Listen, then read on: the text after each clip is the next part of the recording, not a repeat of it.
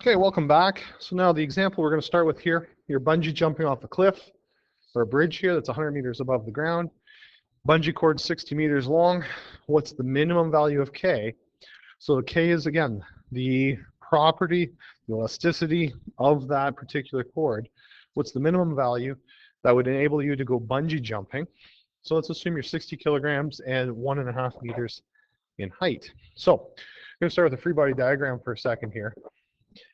So at the very bottom, because this is kind of the important part, so at the bottom of this jump, this is kind of the situation that you want. Okay, you want your hair just touching the ground. And even that, I'd like a little bit more of a safety factor. But anyhow, some of you are crazy enough that that's the adrenaline rush you're looking for. But now I'm babbling. So anyway, what's acting on that bungee cord? We have force due to gravity, which we can calculate. It's just mg, so 60 kilograms. Again, gravity we're going to use as 10. Probably want to do a little bit more accurate than that if it was in real life. Oops, meters per second squared. What am I doing? Newtons. You want to be probably not rounding to 10 in this case, but since it's theoretical and I'm not going to jump anyway, it won't matter. So anyway, we want the tension in that spring, or in this case, the spring force, when it's extended, to be the exact same. I want it to also be 600 newtons. That way we have balanced force and we've come to a complete and full stop, which is kind of the purpose of the end of the bungee jump, correct? So moving along then, we know that we are looking at Fx equals negative K delta X. So we know we are stretching the spring, so we will have negative 600. We are looking for our K factor. So what is our delta X in this situation? Well, I'm going to work in red over here for a second. Delta X. So what is our delta X? We know the cord is 60 meters in length. We know the jump is 100 meters in length. Whoops, that's 1,000. That would be a thrill, a full kilometer. Okay, 100 meters in length. We know that U are 1.5 meters. So what do I want delta X to be? Delta X is how far do we extend this spring? Well, I know that it's going to be 40 meters. We'd get a perfect amount of cord. That would be the 100. So 60 meters of cord, 40 meters of stretch. But I also want to take off that 1.5 because I'd like to not be embedded into the ground. So we're really only going to extend this spring 38.5 meters. Okay, so there's the side calculation. It lets me come back up here and solve my problem. So we have the 600, and we divide it by the negative 3.85, or 38.5, I should say. And we find that my K value here should be, let's call it 15.6 newtons per meter. So therefore, we want a minimum value, K value, of 15.6 newtons per meter. That would be kind of ideal. Anything less than that would not be a good thing. So we want that number to be bigger than 15.6 for safety factor or safety considerations. So let's talk about elastic potential energy for a second then. So elastic potential energy, when objects are stretched or compressed, bent, twisted, like a mouse trap, that would be twisted. We call this elastic potential energy, not electric. So if we look at our graph that we created on the previous slide, so this one right here, and I'm only going to look at the linear section. Remember, we're only interested in the linear. We know that our slope gave us newtons per meter. Stored energy. Stored energy turns out to be the area under the line. All right, so why does it work that way? Well, we are looking at finding the area under the linear relationship. We know that energy is measured in joules, which is equal to newtons multiplied by meters. So newtons is a measurement of force, and meters is a delta x. So we're multiplying force times delta x. And what is the formula for the area of that triangle? Area is 1/2 base times height, or 1/2 force multiplied by delta x.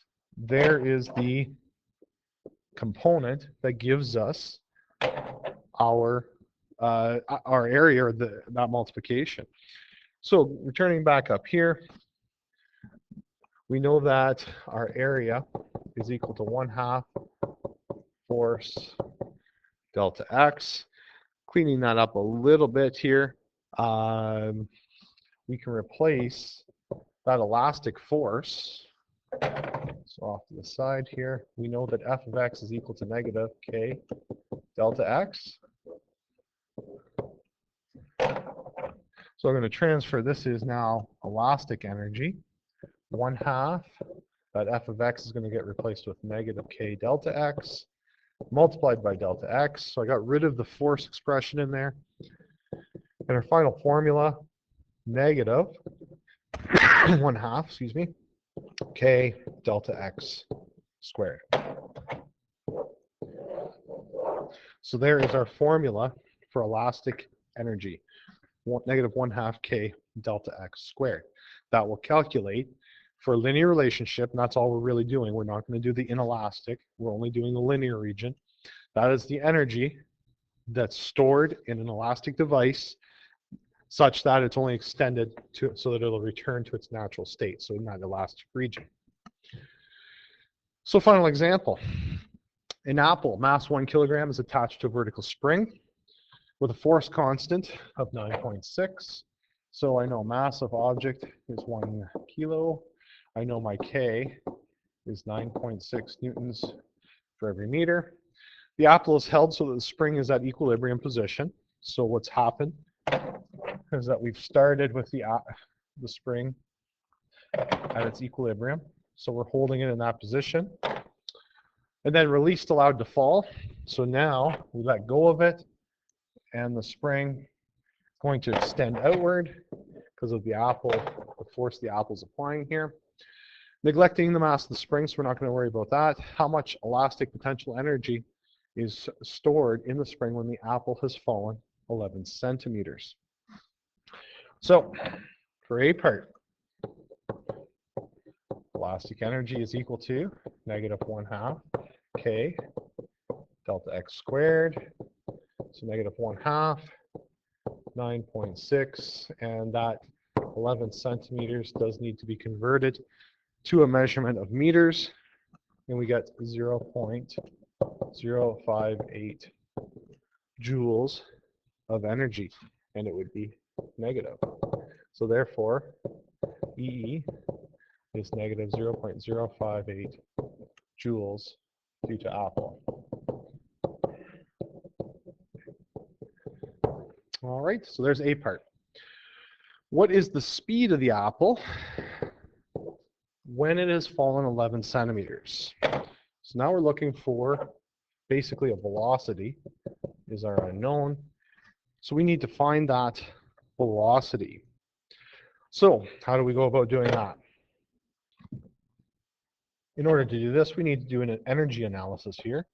So we know the total energy in the system before the apple is dropped is equal to the total energy in the system after it's dropped. So what is the total energy before it's dropped? Well, it's going to be gravitational potential, so Eg. Afterwards, there's still going to be potential energy due to gravity, plus we are now going to have a kinetic energy because the apple is falling downward.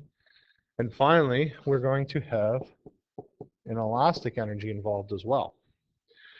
So when we make this, expand this calculation out, we have mgh is the original force due to gravity, or stored energy.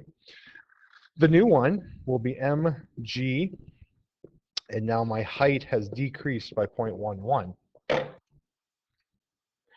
So now my new gravitational potential energy is going to look like that. So I'll just give myself a bit of space here. Kinetic energy is 1/2 mv squared and that's what we're looking for.